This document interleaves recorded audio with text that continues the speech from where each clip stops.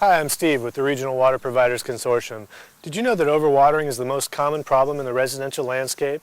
Or that outdoor watering can cause water use to double or triple during the summer months? This is because people just don't know how much water their landscape actually needs. And it's one reason why irrigation, whether you're talking about a single sprinkler or a sophisticated underground system, is key to watering efficiently. As a general rule of thumb, shrubs, trees, and perennials require about 50% less water than lawns, while vegetables require about 25% less. However, once established, they may need little to no weekly watering. So, it's best to check with your local garden center or landscape professional to determine their specific water needs.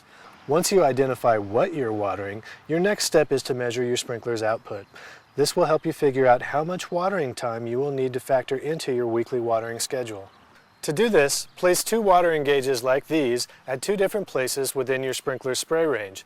Gauges are available through the consortium and its member agencies, or you can use a couple of tuna cans and a ruler.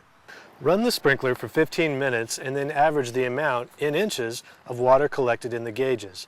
To find the average, measure the amount of water in each gauge and then add the amounts together and divide by 2.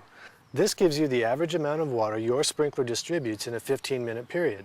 If you're interested in more accurate results, you can repeat these steps a few additional times, placing the gauges at different distances from your sprinkler. Once you know your sprinkler's output over a 15-minute period, you can use this chart, which is also available on our website, to see how much time it will take you to water your landscape. For example, if your sprinkler's output after 15 minutes is an average of 1/2 inch, then you know that you will need to water your lawn a total of 30 minutes per week to get the recommended 1 inch. And once you know your sprinkler's output, you can also use this chart to adjust the amount you water other plants in your landscape.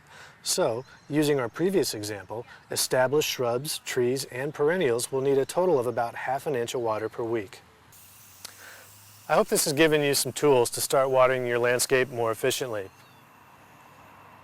You can find all of this information and more on our website at conserveh2o.org.